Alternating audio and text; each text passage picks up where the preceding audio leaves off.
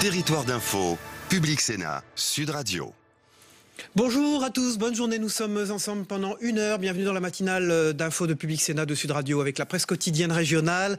Territoire d'info, c'est 1 heure de direct. On retrouvera notre invité politique à 8 heures. Aujourd'hui, c'est Florian Philippot, le vice-président du Front National et député européen, qui sera débriefé par nos éditorialistes. Dans un instant, le JT des territoires, suivi du débat des éditorialistes de la presse quotidienne régionale. Puis vous retrouverez le Zappélisé, le premier zapping politique de la journée et des matinales d'info.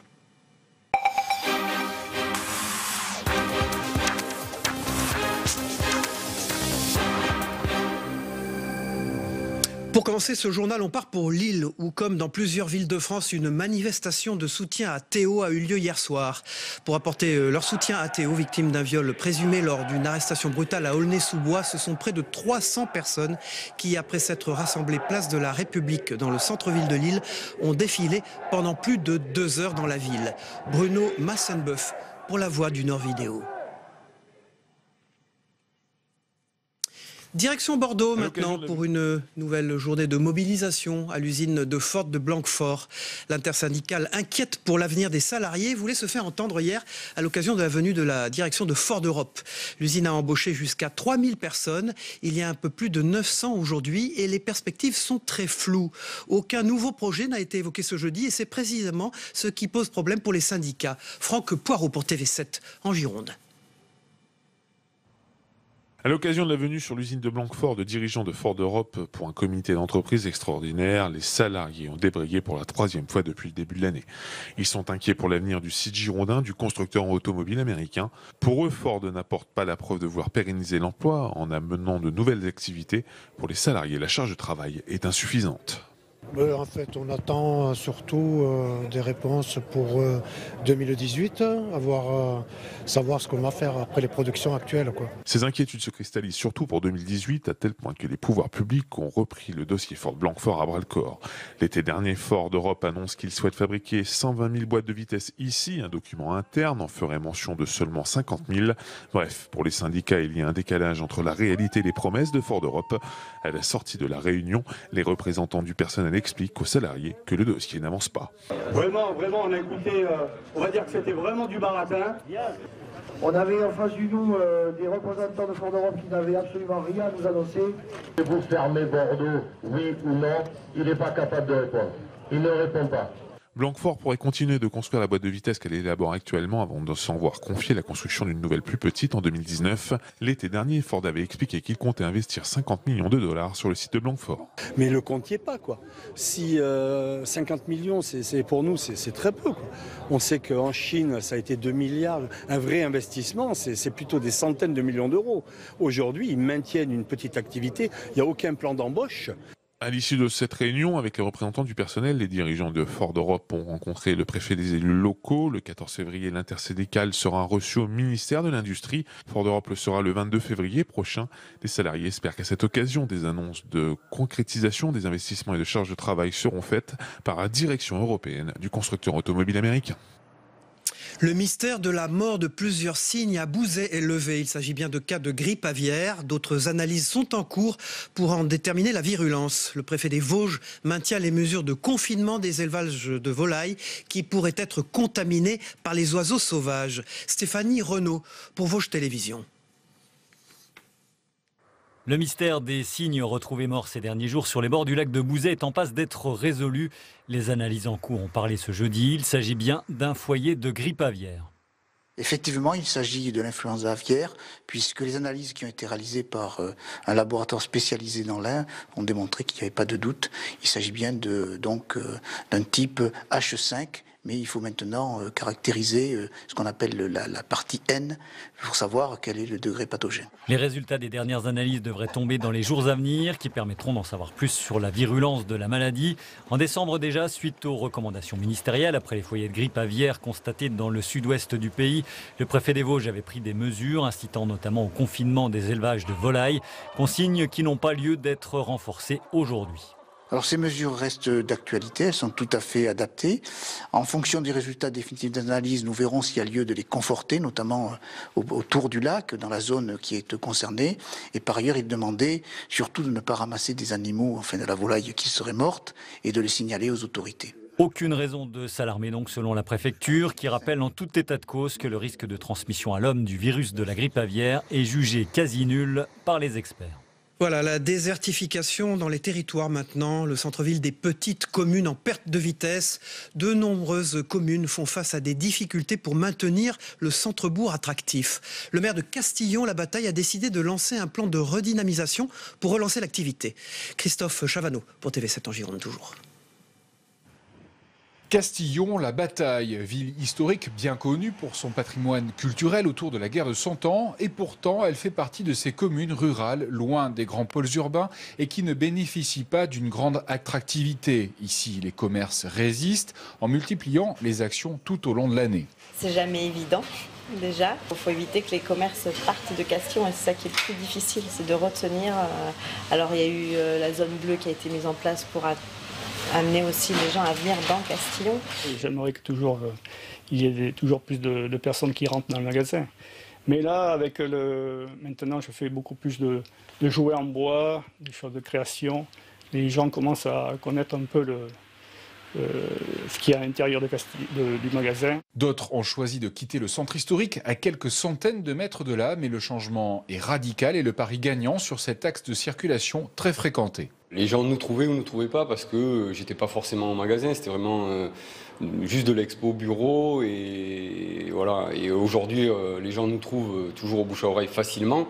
Ils peuvent se garer facilement, c'est le problème un peu des centres-villes, mais voilà, il y a vraiment le côté pratique, quoi. Face à la fermeture de commerce et donc d'une certaine désertification de la population, la commune souhaite redynamiser son centre-bourg et a lancé un diagnostic autour de 4 grands axes, l'habitat, le commerce, les déplacements et le tourisme. L'économie locale, les commerces de centre-ville, leur place dans l'offre commerciale, la diversité de ces commerces et le tourisme qui est évidemment une clé de développement importante pour Castillon-la-Bataille. Et vous savez, la situation ici est une situation où il y a une grande fragilité sociale et Castillon-la-Bataille n'a pas été retenu dans la politique de la ville, ni d'ailleurs dans les zones de revitalisation rurale. C'est pourquoi il était important pour nous, par rapport à la situation de fragilité que nous vivons, de lancer ce projet de revitalisation de centre-bourg. Un diagnostic qui nécessite un budget de 150 000 € pour définir un plan d'action pour les 10 prochaines années.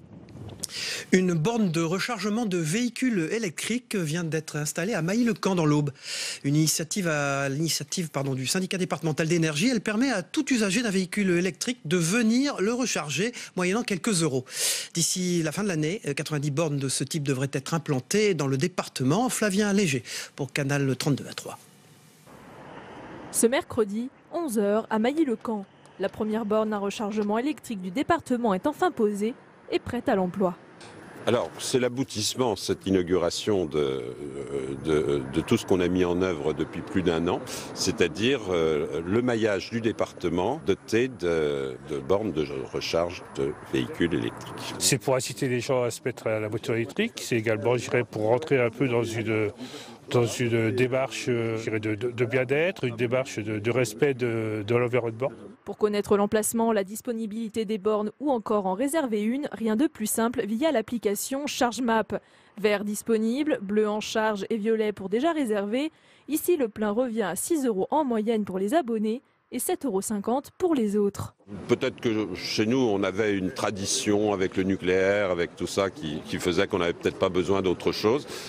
Aujourd'hui, je pense que la conscience s'est prise parce que vous dites qu'effectivement, on a 1% ou 2% maintenant de véhicules électriques en France, mais à côté de ça, il y a eu 26% d'augmentation des ventes par rapport à l'année dernière. Donc ça veut dire que d'un seul coup, c'est en train de prendre forme. Si l'électrique a un avantage écologique, la mise en place de bornes dans l'Aube a aussi une portée économique. C'est un côté économique, c'est un pari qu'il faut jouer, mais le risque n'est pas gros. Je pense que ça va favoriser les personnes de Mailly, mais ça va peut-être inciter des gens à s'arrêter dans le village, des gens qui vont être à proximité, vous dire il y a une borne, on s'arrête. Si on s'arrête, il y a 2 heures de recharge, comme on vous l'a dit tout à l'heure. Si on s'arrête, donc on va aller faire des courses, boire un petit café, se promener, découvrir le village. 90 bornes supplémentaires ont été commandées, coût total du projet 2,5 millions d'euros. Financé par le SDA, les communes désireuses et par le projet de transition énergétique de l'État. Le financement, on l'a obtenu, mais comme ça se paye au fur et à mesure de la mise en place des bornes, il faut qu'elles soient finies et payées avant fin 2017, 1er janvier 2018, pour pouvoir bénéficier du financement. C'est les communes qui décident, hein, c'est pas nous. Donc c'est au fur et à mesure des demandes et des commandes des communes.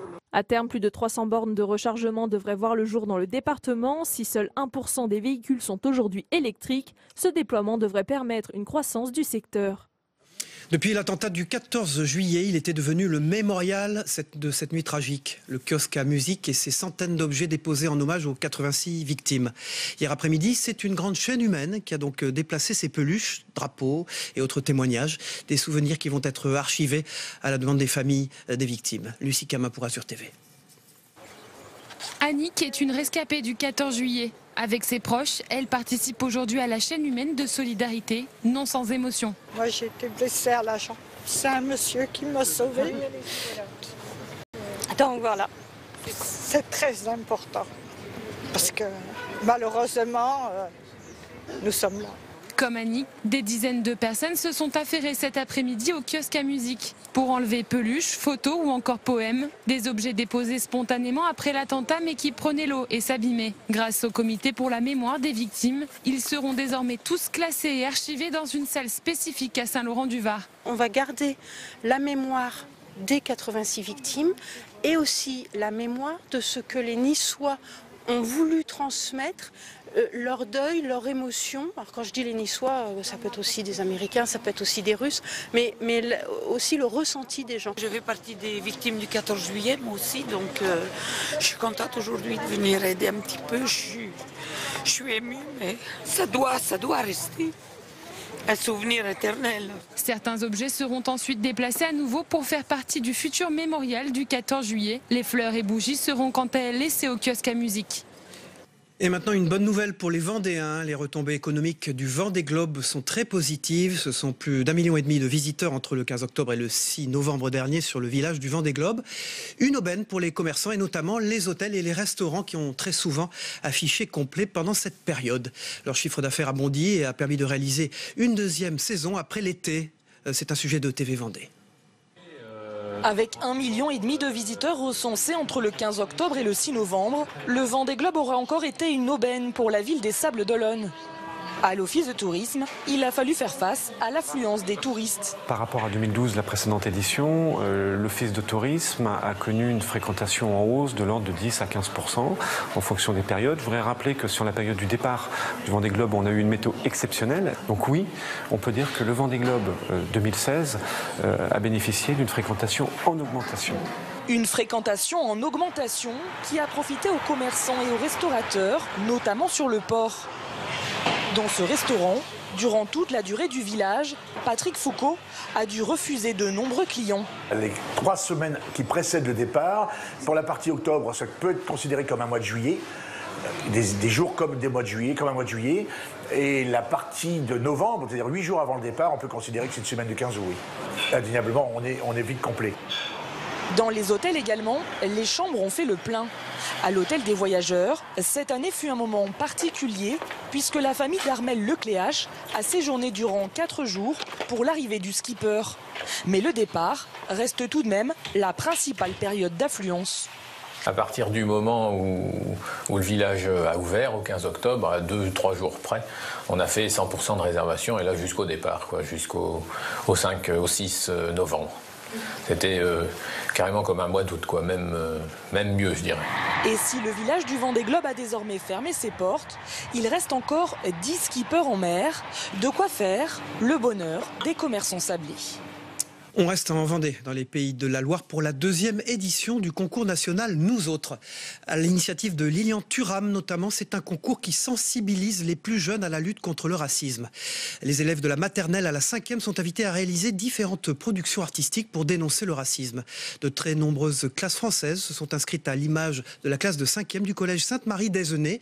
Les élèves ont rendu leur production il y a quelques jours et iront les défendre à Paris devant un jury.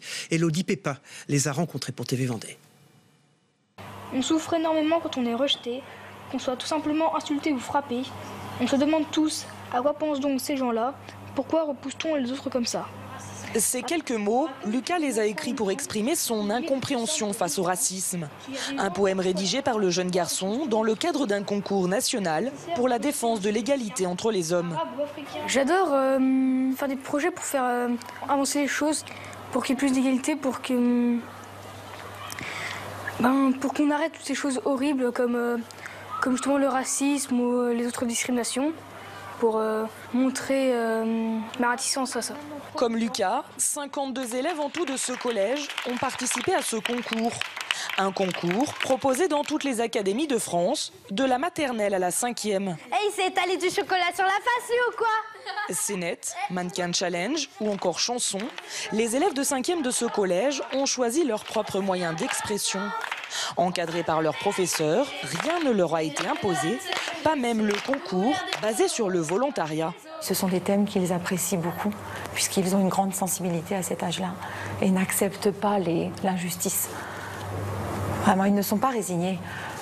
Contrairement aux adultes qui pourraient être résignés, les jeunes, ils veulent combattre et ils veulent faire avancer les choses.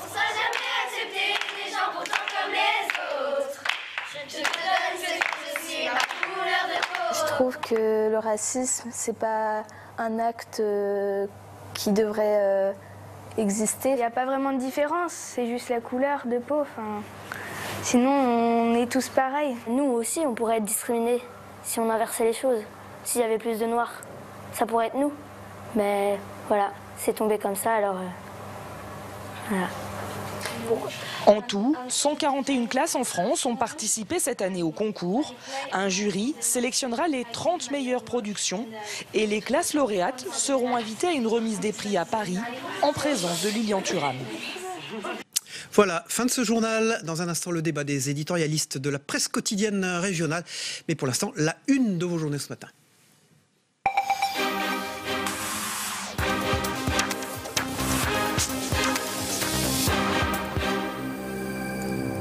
Voilà, on commence par Ouest France avec l'incident de Flamanville. Le grand journal de l'Ouest titre incident à Flamanville, un réacteur à l'arrêt. Pour la Charente libre, c'est Poitiers-Fillon ranime la flamme malgré les traits fatigués. François Fillon a livré hier à Poitiers un discours offensif face à une salle pleine qui partageait sa colère contre un tribunal médiatique pointé du doigt. Des militants charentais étaient présents. Dans l'Union, pris d'assaut pour leur parrainage. À 5 semaines de la clôture des parrainages, les candidats à la présidentielle sollicitent les maires.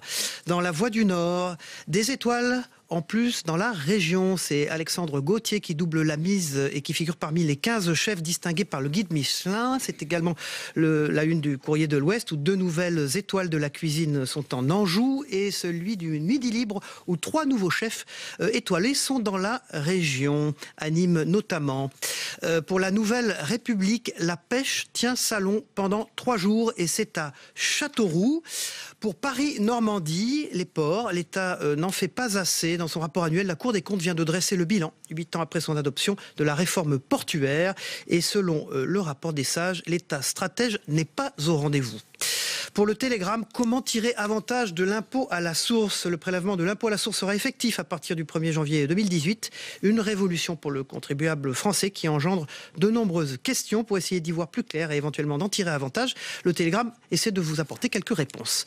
Pour la Provence, c'est l'enfer des rues, nid de poule, déformation du bitume. À Marseille, l'état désastreux des rues et des trottoirs est une plaie en auto, en moto, à pied aussi. Et le Conseil de territoire veut mieux coordonner les chantiers. Et puis, un petit sous-titre sur les victoires de la musique où le Sud est en force. Vous le savez, elles ont lieu ce soir. Voilà, le Petit Bleu d'Agen, c'est carrément fleur. Une réussite 100% à Genèse. Parmi les réussites, on connaît UPSA, Méric, Fonroche. Il faut désormais compter avec carrément fleur.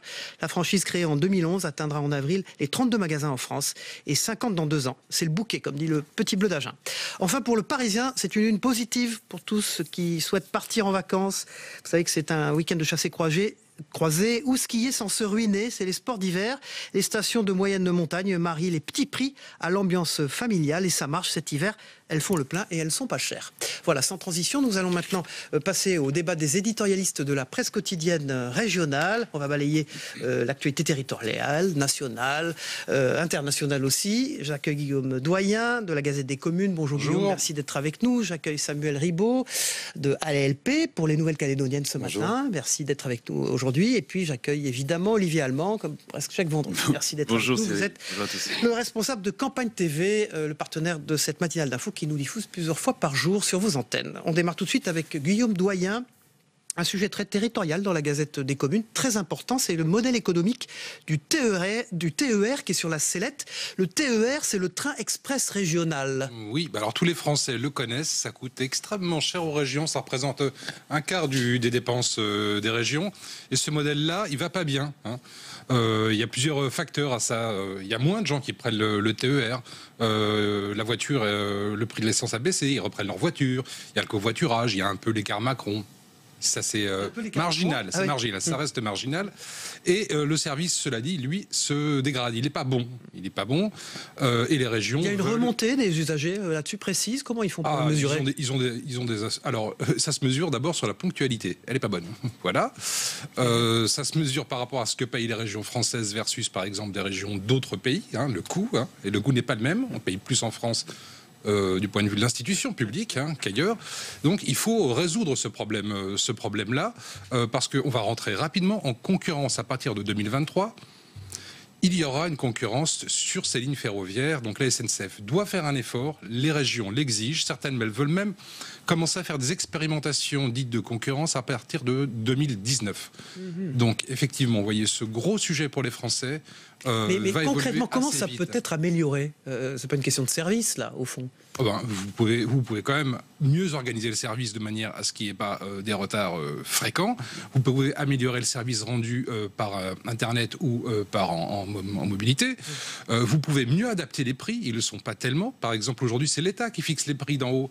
Aujourd'hui, on pourrait remplir mieux les trains aux heures creuses, parce que ça coûte cher aussi de faire circuler des trains vides aux heures creuses. Il y a une obligation de service. Mais si vous allez, par exemple, dans certains certain nombre de provinces, vous trouvez des lignes surfréquentées aux heures de pointe et quand même des trains qui roulent quasiment à vide aux heures creuses.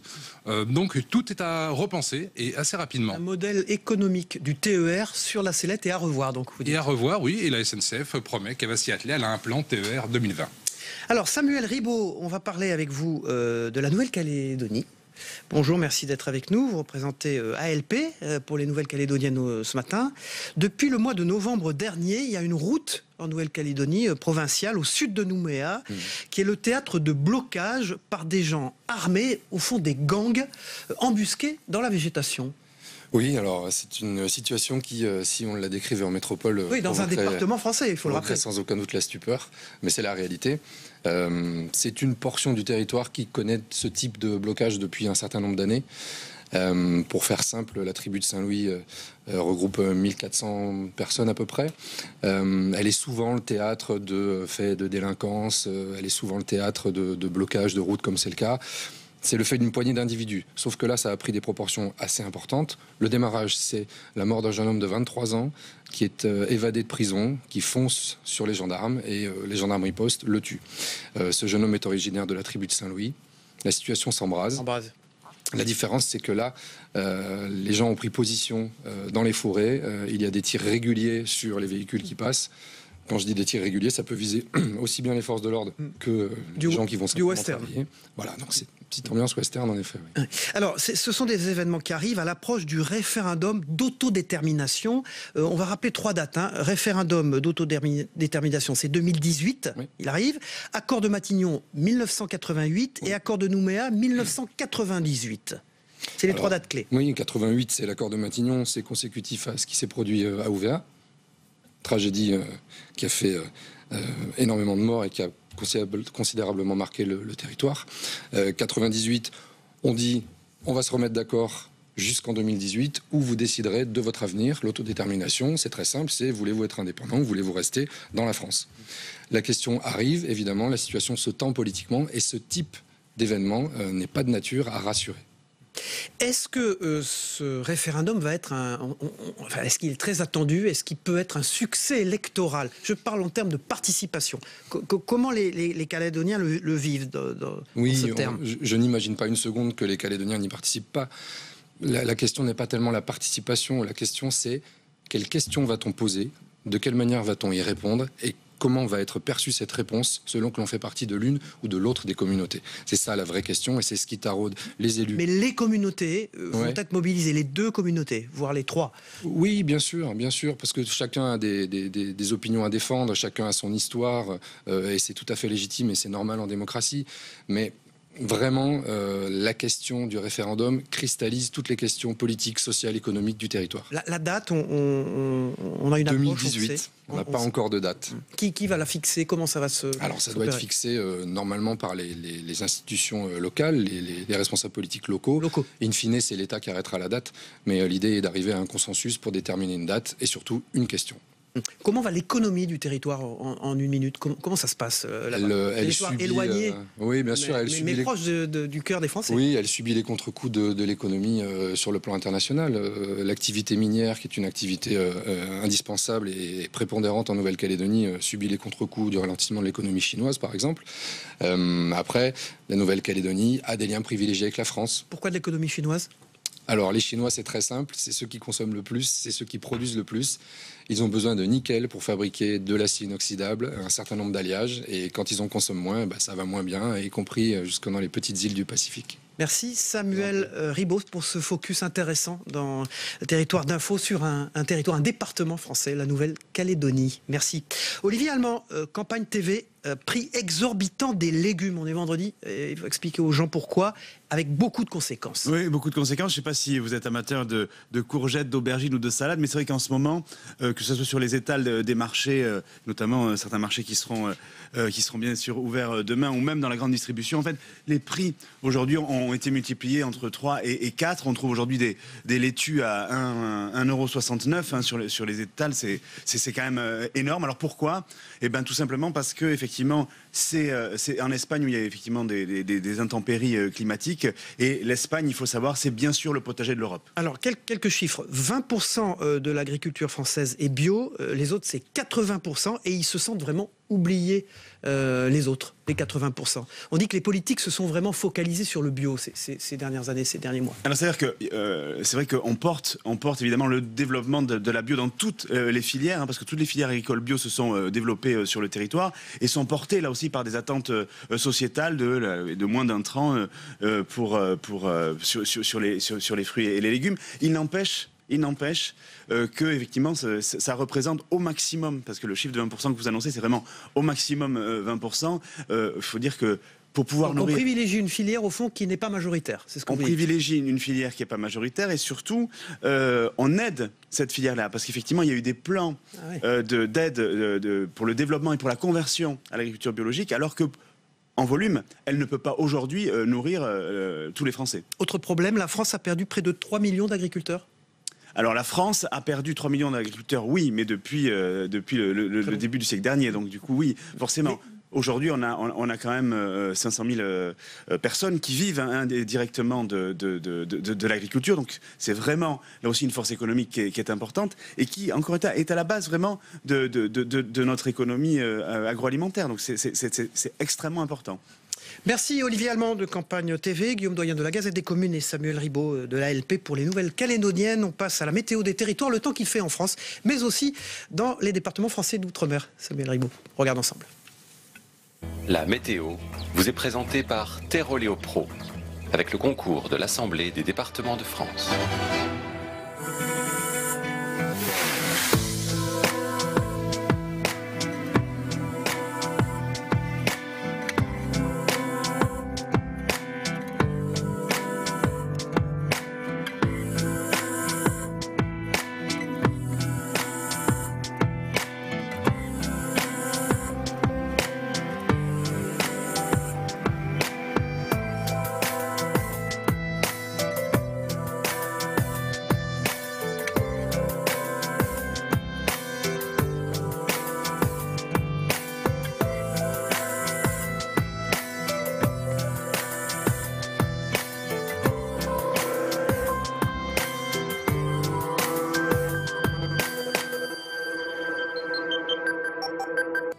C'était la météo avec Terroléo Pro et l'Assemblée des départements de France. Voilà, on passe aux Zappélisés, le premier zapping politique des matinales d'infos qu'on regarde ensemble.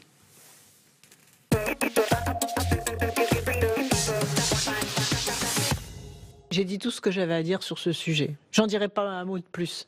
C'est un être humain, hein. Comme tout le monde. Quand c'est dur, mais c'est pas pour autant qu'on baisse les bras. Je suis aujourd'hui la cible d'une attaque impitoyable, partiale, 7 jours sur 7, 24 heures sur 24, et tout ceci pour des faits anciens, connus, légaux. Est-ce que c'est juste? Est-ce que c'est équitable? Et c'est pourquoi nous n'avons aujourd'hui d'autre choix que de déposer devant cette étrange inertie une plainte pour violation afin que toute la lumière puisse être faite sur ces différentes violations du secret. Payer son garde du corps, le faire passer pour un assistant parlementaire pour le faire financer par le contribuable européen, c'est ça. Je pense que vous prenez les gardes du corps pour des demeurés, mais vous avez le droit à votre opinion. Ça n'est pas mon cas. D'ailleurs, il était également conseiller régional. Vous voyez, chez nous, même les gardes du corps font de la politique. On veut nous chasser de la présidentielle au profit d'un duel dont rêve le système. D'un côté, la caricature de l'extrême droite et de l'autre, le macronisme light et branché. On se moque de savoir qui détient la dette française. Ce qui est important, c'est que ce sont des comptes. Allez-y, Marine Le Pen. Pourquoi on s'en moque? Répondez. Pourquoi on s'en moque? Surtout avec une énormité comme ça. Pourquoi on s'en moque? On s'en moque parce que ce qui est une cinquième fois. Pourquoi on s'en moque, Marine Le Pen? Voilà, c'est super. Tout membre du Parti Socialiste doit soutenir le candidat issu des primaires. C'est pas automatique pour ce qui vous concerne. Écoutez, je le soutiens là, bien évidemment. On voit bien qu'au sein du Parti Socialiste comme du gouvernement, il y en a qui veulent rabougrir Benoît Hamon, sanctionner presque Benoît Hamon pour sa victoire. Moi, je l'invite évidemment à continuer à s'émanciper du vieux Parti Socialiste. On n'est pas dans des négociations d'appareil, à échanger des territoires les uns contre les autres. On ne marchande pas. Je ne pensais pas vous croiser au Bois de Boulogne, ça va faire une rumeur supplémentaire, mais on va laisser dire. J'étais chez WWF, j'étais au Bois de Boulogne avec un panda. Emmanuel Macron a dévoilé ses propositions sur l'environnement, sur le nucléaire. Il veut en réduire la part. C'est l'objectif de changer notre mix électrique pour atteindre à horizon 2025 les 50%. Mais sans promettre que cet objectif soit tenable. Et ce ralliement vers Benoît Hamon pourrait faire bouger votre choix le moment venu? C'est pas le sujet, vous verrez le moment. C'est jamais. Moi, je choisis la France et son avenir. Moi. C'est la dernière fois que je m'exprime devant vous comme président de la République. Je vous remercie. Bon, en tout cas, ça sent très bon pour vous, mais on s'enflamme pas. Hein. Les épaules larges et la tête froide, toujours. Il faut continuer à travailler et à mobiliser. Mais je compte sur vous, là. Je travaille pour vous. Faudra qu'on en parle.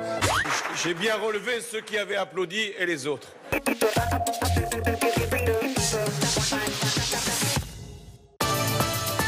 Territoire d'info, Public Sénat, Sud Radio.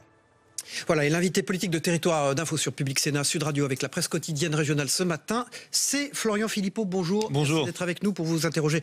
À mes côtés, Christophe Bordet de Sud Radio. Bonjour Christophe. Et Michael Zamès de Public Sénat. Bonjour Michael. Bonjour. Florian Philippot, un agriculteur de la vallée de la Roya dans les Alpes-Maritimes, va connaître le verdict de la justice à Nice ce matin. Il est poursuivi pour avoir accueilli 200 migrants chez lui. Il risque 8 mois de prison avec sursis. Faut-il condamner sévèrement les Français qui accueillent des migrants chez eux ? Et si vous voulez, ils violent la loi, oui, il faut les condamner. Et sévèrement ou pas, c'est à la justice de le dire, mais selon les cas, mais on ne peut pas accepter cela. Je sais qu'on a renommé cette affaire le délit de solidarité pour que ça passe bien, pour que ce soit plus sympathique, mais c'est simplement violer la loi, c'est-à-dire participer à faire venir des gens qui illégalement viennent en France, participent de la clandestinité. On peut pas prendre en compte l'aspect générosité des gens, c'est pas possible dans un jugement. Oui, mais non, justement, je pense que la loi, c'est la loi, et le juge n'est pas là pour dire ce qui est bien ou mal au sens moral, au sens de la générosité. Il est là pour dire ce qui est la loi et ce qui n'est pas la loi. Sinon, vous imaginez bien qu'on rentre dans le règne de l'arbitraire. Vous la renforcerez cette loi si jamais Marine Le Pen arrivait au pouvoir ? Cette loi, je pense qu'elle existe et qu'il faut l'appliquer. Non, ce que nous pourrions renforcer, par exemple, et c'était notre orientation, ce sont les sanctions contre ceux qui embauchent des clandestins. Voilà. Ceux qui participent donc de ces pompes aspirantes de l'immigration clandestine vers la France, parce qu'il est évident que plus il y aura d'incitation à l'immigration clandestine, plus on aura du mal à mettre fin à ce phénomène. Il faut retrouver bien sûr des frontières nationales. Bien sûr qu'il faut supprimer toutes les incitations comme l'aide médicale d'État réservée aux clandestins, mais il faut aussi que les gens respectent la loi, parce que sinon on aura du mal à mettre fin à ces filières. Florian Philippot, on va vous parler d'Aulnay après les manifestations, encore des manifestations hier soir et dans plusieurs villes de France pour soutenir le jeune Théo et contre les violences policières. Est-ce que vous soutenez ces manifestations ? Une manifestation paisible, pacifique, a parfaitement le droit d'exister. Bien sûr, si vous parlez de ce qu'on a encore vu hier soir, c'est-à-dire des violences dans plusieurs villes, des voitures brûlées, du matériel public incendié. Aulnay, ça a été très calme hier soir. Oui, j'ai entendu aussi que dans plusieurs villes, il y avait encore eu des incidents cette nuit. Ça, c'est inadmissible. Rien ne justifie qu'on aille brûler la voiture du voisin ou dégrader du matériel public, du matériel urbain. Là, on est vraiment dans le phénomène racaille et ça n'a aucune justification possible. Les manifestations de soutien, à condition qu'on ne s'y déchaîne pas dans la haine anti-policier, à condition qu'on n'y voit pas des slogans violents contre la police, ça peut exister, bien sûr. Est-ce que vous comprenez effectivement la colère des habitants qui se sentent quand même malmenés aujourd'hui par les forces de l'ordre à Aulnay, par exemple ? Mais je ne pense pas du tout que la grande majorité des habitants, même d'Aulnay, se considèrent malmenés par les forces de l'ordre. Moi, je fais confiance à la police nationale, à la police républicaine, comme à la gendarmerie d'ailleurs, dont je sais que l'immense majorité font extrêmement bien leur travail dans des conditions. Ce qui s'est passé, est-ce que c'est un acte accidentel ? C'est important de le dire, des conditions terriblement difficile. Moi, je n'ai pas oublié ces policiers qui ont été brûlés vifs dans leur véhicule il y a quelques mois. Je n'ai pas oublié les milliers de policiers et de gendarmes blessés chaque année dans l'exercice de leurs fonctions. Personne n'oublie. Mais personne n'oublie. Mais est-ce que la police des polices, quand elle parle d'un acte accidentel, est-ce que ça vous paraît un acte effectivement accidentel ou est-ce que c'est un peu court comme explication ? Excusez-moi, je ne suis pas à la place de l'IGPN, ce sont des professionnels. Je ne vais pas faire l'enquête à leur place, je n'ai pas accès au dossier, au terrain, à ce qu'ils ont vu. Maintenant, s'ils disent cela, il ne faut pas les condamner a priori par principe en disant qu'ils mentent. Ce sont des professionnels qui font leur métier. Bien sûr, nous avons tous de la compassion pour ce jeune homme et nous espérons qu'il puisse s'en sortir rapidement et quitter l'hôpital. Mais nous avons aussi confiance dans notre police nationale, ou alors tout s'effondre, ou alors on arrête tout et on considère que ce sont quelques-uns qui doivent juger à la place des professionnels. Est-il vrai que les gendarmes, la moitié des gendarmes et des policiers, comme l'a dit Marine Le Pen, veulent voter pour vous ? Oui, selon c'est ce qu'on remarque nous sur le terrain, mais selon les enquêtes d'opinion. Oui, vous vous basez sur quoi ? Des enquêtes d'opinion ? Il y a eu des enquêtes d'opinion assez précises, je crois que c'est le Cevipof qui montre qu'au premier tour, imaginez donc au second tour, il y a à peu près 50% effectivement des policiers, des gendarmes et des militaires, je crois, qui envisagent de voter pour Marine Le Pen. Ce qui est normal. Ces gens-là ont besoin d'être soutenus. Et nous avons besoin, et là ça dépasse largement les policiers, les gendarmes et les militaires, de rétablir l'ordre en France, une autorité républicaine, un état de droit dans notre pays. Ça veut dire que le gouvernement aujourd'hui ne soutient pas la police et la gendarmerie ? Que la droite ne soutient pas la police et la gendarmerie ? Écoutez, la droite au pouvoir sous Sarkozy-Fillon a supprimé 12 500 policiers et gendarmes, 54 000 militaires. Donc, il y a mieux en termes de soutien. Non seulement pour ces personnels directement, mais aussi simplement pour soutenir le niveau de sécurité en France. Vous savez que Marine Le Pen a pris comme l'un de ses 144 engagements pour la France l'idée de recruter 15 000 policiers et gendarmes sur le mandat et de rétablir un niveau de défense nationale tout à fait conforme à nos besoins, c'est-à-dire pas moins de 2% du PIB, inscrit dans la Constitution, parce qu'il en va de notre sécurité nationale, parfois vitale, et un objectif de 3% en fin de mandat. Est-ce que vous avez entendu, j'imagine, est-ce que vous soutenez ce syndicaliste policier qui, hier soir sur France 5, a parlé de Bamboula, insulte à peu près convenable ? Non, je ne le soutiens pas, non. Non, pourquoi je le soutiendrais ? Non, je ne le soutiens pas. Je crois que d'ailleurs qu'il a été rappelé à l'ordre par le ministre. Ce n'est pas une insulte convenable, ça n'a rien de convenable. Est-ce que, je crois que c'est évident pour tout le monde. La police, c'est peut-être sur la question de fond. Est-ce que vous rétablirez la police de proximité ? Alors, je ne sais pas comment il faut la nommer, mais vous savez, en recrutant 15 000 policiers et gendarmes, bien sûr que nous recréerons des unités de proximité qui sont nécessaires pour avoir ce lien, qui sont nécessaires pour assurer la sécurité au quotidien, notamment dans les zones de non-droit, qui sont des quartiers abandonnés par la République. D'ailleurs, quand on dit zone de non-droit, c'est faux. Il y a toujours un autre droit qui s'y met à la place. Le droit des caïds, le droit des trafics de drogue, et la loi islamiste. Et souvent, ça va ensemble. Et parfois, ce sont les mêmes, parce que l'un alimente l'autre. En termes financiers, les trafics alimentent évidemment la propagande islamiste. La République, rien que la République, la France, rien que la France, sur chaque mètre carré du territoire national. Ça doit être un principe de base qui a été oublié par les gouvernements de droite et de gauche. L'invité politique de Territoire d'Info ce matin, c'est Florian Philippot, vice-président du Front National. Merci d'être avec nous. 7 Français favorables au renoncement de François Fillon, selon un sondage Harris pour Atlantico. Florian Philippot, est-ce que vous êtes d'accord avec cette majorité de Français? Est-ce qu'il doit se retirer maintenant? Oui, moi je le dis depuis maintenant à peu près une semaine. Je ne présume pas de son innocence ou de cette culpabilité.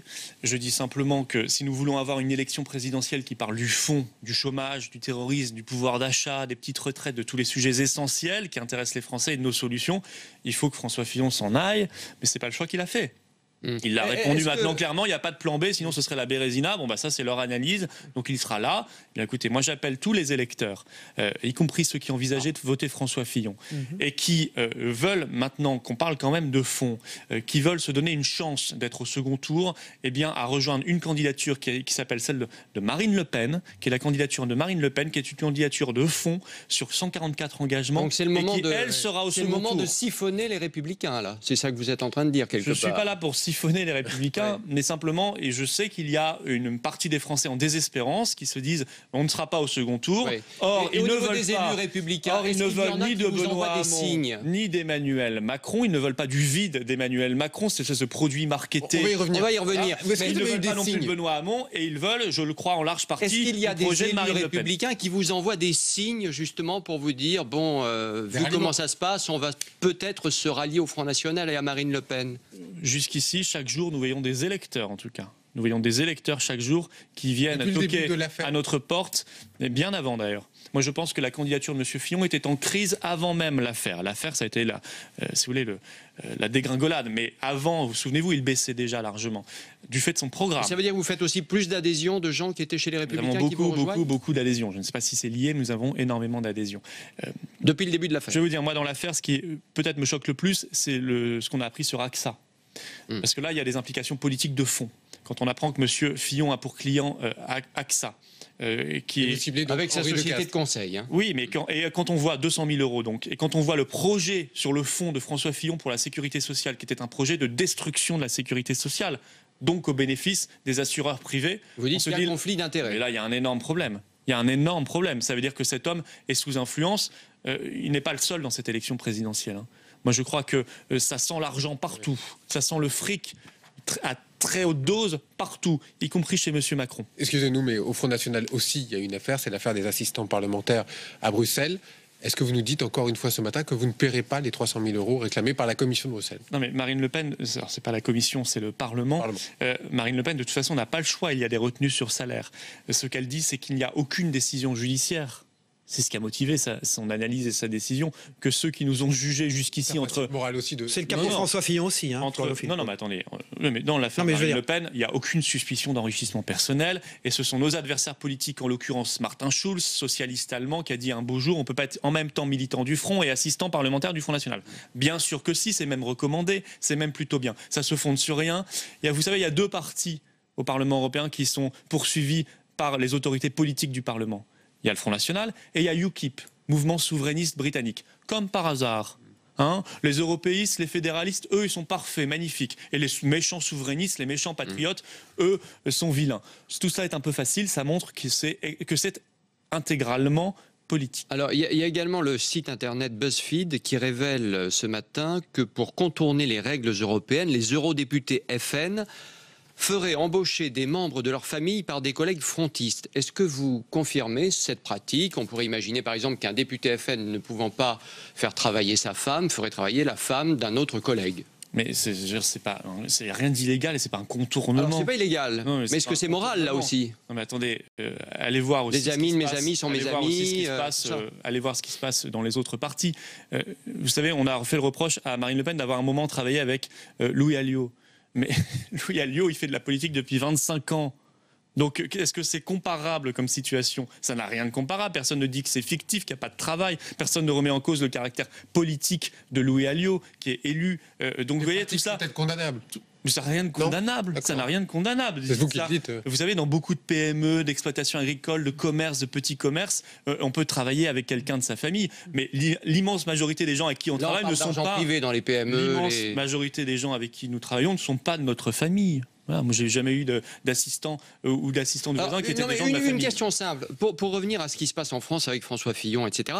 Est-ce qu'il faut changer les règles aujourd'hui qui existent pour qu'il n'y ait plus le genre de problème qu'on rencontre aujourd'hui avec l'affaire Fillon?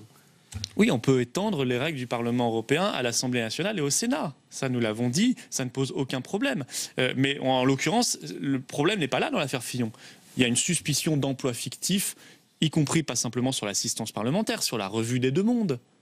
Il y a l'affaire des 7 chèques du Sénat, bon, on y est, pour un peu plus de 20 000 € avec tout ce système qui avait été mis en place. On est vraiment dans un cas qui dépasse très largement la question de l'organisation du travail dans une assemblée. Il nous reste peu de temps et on voudrait vous entendre sur cette question posée par Marion Maréchal Le Pen ce matin dans le journal La Croix. Elle accuse l'Église d'avoir renoncé à la lutte contre l'IVG. Est-ce que vous êtes d'accord avec elle ? Je ne sais pas, je crois que la doctrine de l'Église n'a jamais changé sur ce point-là. Enfin, je ne suis pas un spécialiste de la doctrine, je vous l'annonce. Elle, pardon ? Part en guerre contre l'Église. Je ne sais pas si on peut dire qu'elle part en guerre contre l'Église. Moi, je sais qu'elle est moi, vous savez, je suis un laïc, donc l'Église dira ce qu'elle souhaite. Je rendrai à Dieu ce qui est à Dieu, à César ce qui est à César. En l'occurrence, l'affaire présidentielle, c'est une affaire de César et non pas de Dieu, puisqu'il s'agit d'élire le chef de l'État. Et notre sur cette question de l'IVG. Donc, je vous rappelle le projet de Marine Le Pen sur ce point. Droit à l'IVG maintenu, évidemment, et remboursement, comme aujourd'hui, maintenu, évidemment. Donc, il n'y a pas de sujet. Sur la question des femmes, là où il y a un vrai... Sujet, Marion Maréchal Le Pen en parle, donc il y a quand même un sujet. Non, mais elle parle de l'Église, et ça, je pense qu'elle peut parler en tant que catholique.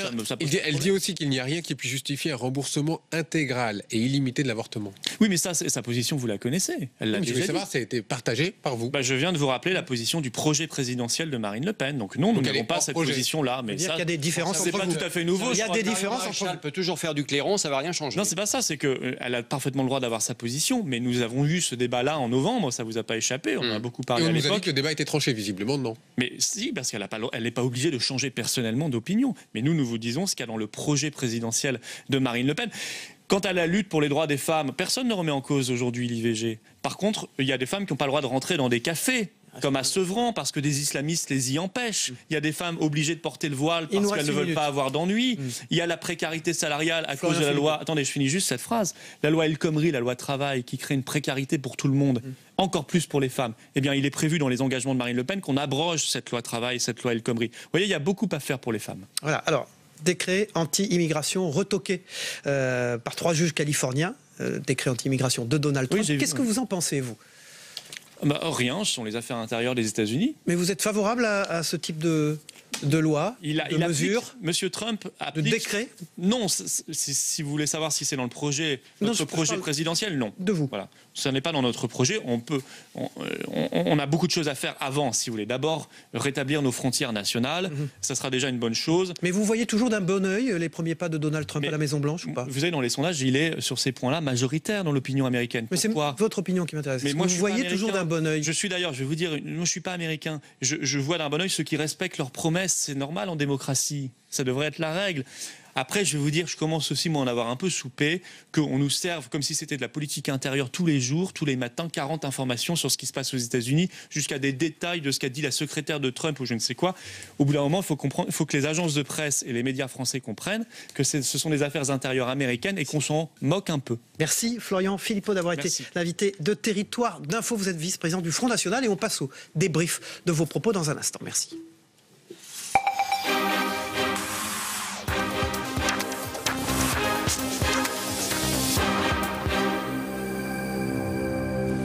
Voilà, Florian Philippot, le vice-président du Front National, quitte notre plateau et font leur entrée pour ce débrief de ses propos. Pierre Dumazeau de Valeurs Actuelles, bonjour. Merci d'être avec nous. Et Samuel Ribaud de l'ALP, qui était ce matin-là dans la première partie de cette matinale sur les territoires pour les Nouvelles-Calédoniennes. Merci. Bonjour Cyril.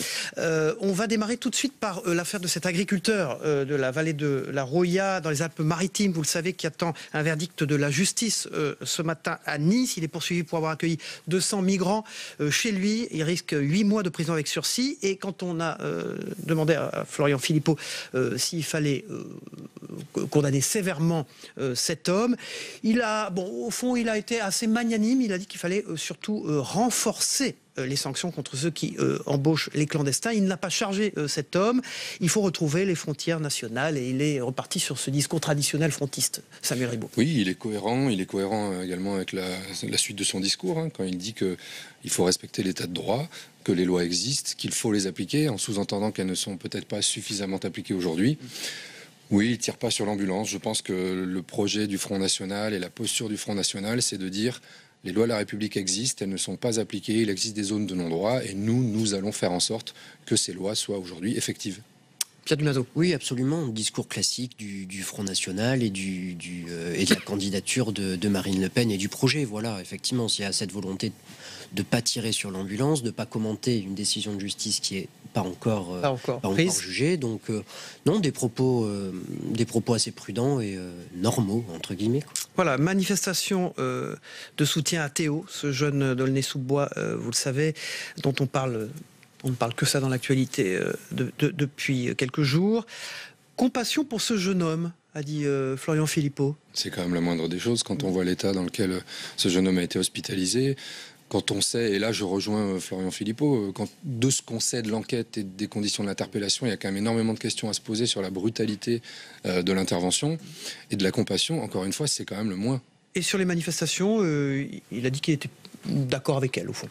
Oui, on peut entendre là derrière que le droit à manifester, à se regrouper ne sera pas remis en cause par le Front National qui arriverait aux affaires. En revanche, Pierre Dumazo, il a dit rien ne justifie que l'on aille dégrader du matériel, qu'on aille casser. Il a eu des paroles. Bah, ça, j'ai envie de dire, c'est vrai dans n'importe quelle manifestation, de n'importe quel fait politique. Après, je vois mal quelqu'un sur un plateau de télévision dire qu'il n'est pas solidaire. Je fais confiance à la police. Avec Théo, vu de ce qu'on sait, nous, de notre point de vue, c'est vrai que c'est une affaire extrêmement choquante. Et là, Florian Philippot, écoutez, là aussi, était très classique et a eu raison de dire... Alors, j'ai quand même retenu, la droite n'a pas soutenu la police et les gendarmes. Il a bien martelé ça. Oui, il a surtout rappelé les suppressions de postes qui ont eu lieu sous... L'affaire de Viry-Châtillon. Oui, sous Nicolas Sarkozy et François Fillon. L'affaire de Viry-Châtillon, elle est tellement emblématique, elle est tellement dure, les images sont tellement terribles et la situation des fonctionnaires de police qui ont été agressés est tellement dramatique que c'est un boulevard, c'est un véritable boulevard. 15 000 policiers souhaite recruter Marine Le Pen si elle est élue présidente de la République. Pierre Dumazo. Oui, alors c'est peut-être un peu pour contrebalancer justement la RGPP, les suppressions de postes par Nicolas Sarkozy. Et c'est vrai que Viry-Châtillon, les images sont tellement emblématiques, et c'est sous François Hollande qu'on a eu les plus grosses manifestations de policiers depuis extrêmement longtemps quand même, il faut le rappeler aussi. Donc peut-être que la droite n'a pas été très tendre avec sa police, on ne peut pas dire que la gauche ait fait non plus des merveilles, parce que je veux dire, après tout ce que la France a connu, les policiers ont encore été obligés de manifester pour avoir plus de moyens, pour renforcer la législation au niveau des armes, par exemple, toutes ces choses-là que la police n'a pas eu. Donc et gauche et droite confondues n'a pas été très tendre avec sa police. En plus, les forces de l'ordre, Samuel Ribaud, sont considérées comme votant plutôt pour Marine Le Pen, le Front National. Oui, alors on a entendu des chiffres que pour ma part je découvrais. 50% des policiers, militaires et gendarmes qui seraient prêts à voter Front National au premier tour de l'élection présidentielle. On va le voir, je ne sais pas comment on pourra le mesurer par la suite, probablement par des enquêtes d'opinion assez précises, assez pointues. Est-ce que c'est surprenant ? Oui, probablement un petit peu, mais je rejoins tout à fait mon confrère. Des images comme celle de Viry-Châtillon, ça crée un esprit corporatiste et ça renforce le sentiment d'être un petit peu abandonné. Il ne faut pas oublier que les forces de l'ordre, avec l'opération Vigipirate et les conséquences des attentats, sont totalement sous pression. Les gens sont exténués.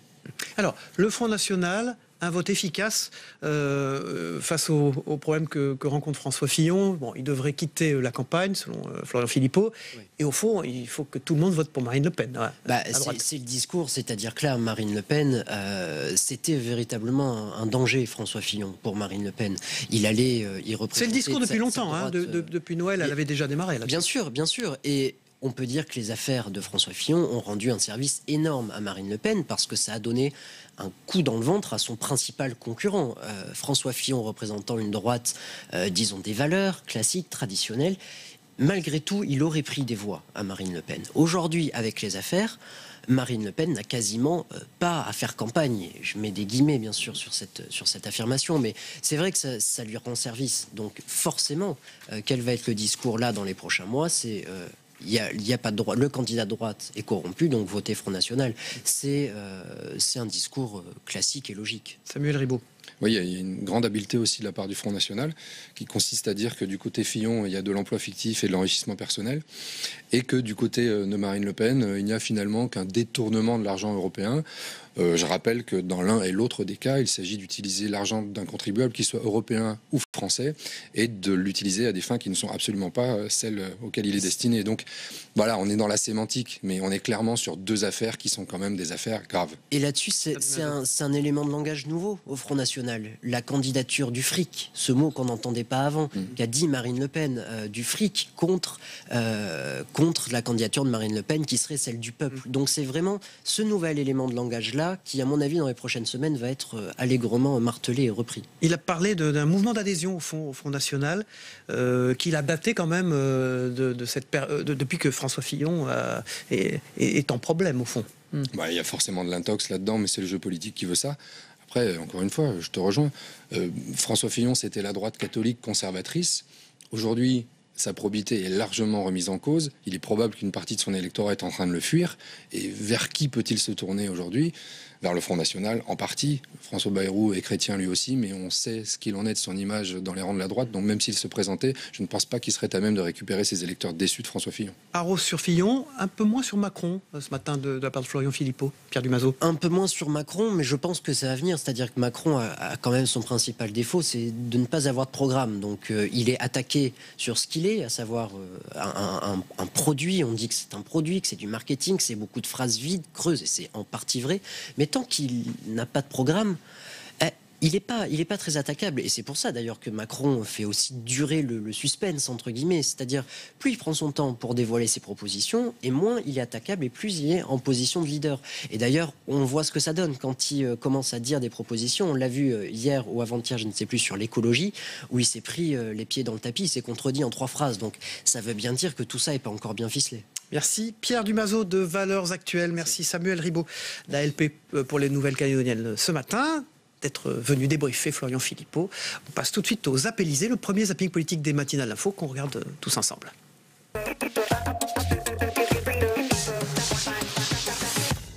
J'ai dit tout ce que j'avais à dire sur ce sujet. J'en dirai pas un mot de plus. C'est un être humain, hein. Comme tout le monde. Quand c'est dur, mais c'est pas pour autant qu'on baisse les bras.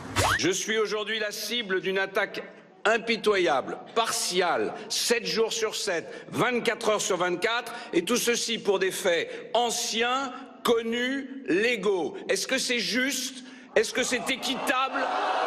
Et c'est pourquoi nous n'avons aujourd'hui d'autre choix que de déposer devant cette étrange inertie une plainte pour violation afin que toute la lumière puisse être faite sur ces différentes violations du secret. Payer son garde du corps, le faire passer pour un assistant parlementaire pour le faire financer par le contribuable européen, c'est ça? Je pense que vous prenez les gardes du corps pour des demeurés, mais vous avez le droit à votre opinion. Ça n'est pas mon cas. D'ailleurs, il était également conseiller régional. Vous voyez, chez nous, même les gardes du corps font de la politique. On veut nous chasser de la présidentielle au profit d'un duel dont rêve le système. D'un côté, la caricature de l'extrême droite et de l'autre, le macronisme light et branché. On se moque de savoir qui détient la dette française. Ah bon? Ce qui est important, c'est que ce sont des comptes. Allez-y, Marine Le Pen. Pourquoi on s'en moque? Répondez. Arrêtez. Pourquoi on s'en moque? Surtout avec une énormité comme ça. Pourquoi on s'en moque? On s'en moque parce que ce qui est une 5e fois? Pourquoi on s'en moque, Marine Le Pen? Voilà, c'est super. Tout membre du Parti Socialiste doit soutenir le candidat issu des primaires. C'est pas automatique pour ce qui vous concerne. Écoutez, je le soutiens là, bien évidemment. On voit bien qu'au sein du Parti socialiste comme du gouvernement, il y en a qui veulent rabougrir Benoît Hamon, sanctionner presque Benoît Hamon pour sa victoire. Moi, je l'invite évidemment à continuer à s'émanciper du vieux Parti socialiste. On n'est pas dans des négociations d'appareil, à échanger des territoires les uns contre les autres. On ne marchande pas. Je ne pensais pas vous croiser au Bois de Boulogne, ça va faire une rumeur supplémentaire, mais on va laisser dire. J'étais fait WWF, j'étais au Bois de Boulogne avec un panda. Emmanuel Macron a dévoilé ses propositions sur l'environnement, sur le nucléaire. Il veut en réduire la part. C'est l'objectif de changer notre mix électrique pour atteindre à horizon 2025 les 50%. Mais sans promettre que cet objectif soit tenable. Et ce ralliement vers Benoît Hamon pourrait faire bouger votre choix le moment venu? C'est pas le sujet, vous verrez le moment. C'est jamais le Moi, sujet. je choisis la France et son avenir. Moi. C'est la dernière fois que je m'exprime devant vous comme président de la République. Je vous remercie. Bon, en tout cas, ça sent très bon pour vous, mais on s'enflamme pas, hein, les épaules larges et la tête froide toujours. Et il faut continuer à travailler et à mobiliser. Je me compte sur vous là. Ben, je travaille pour vous. Faudra qu'on en parle. J'ai bien relevé ceux qui avaient applaudi et les autres.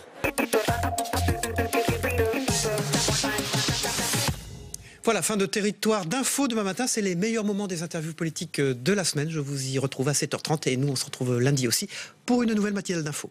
Bonne journée et bon week-end à tous.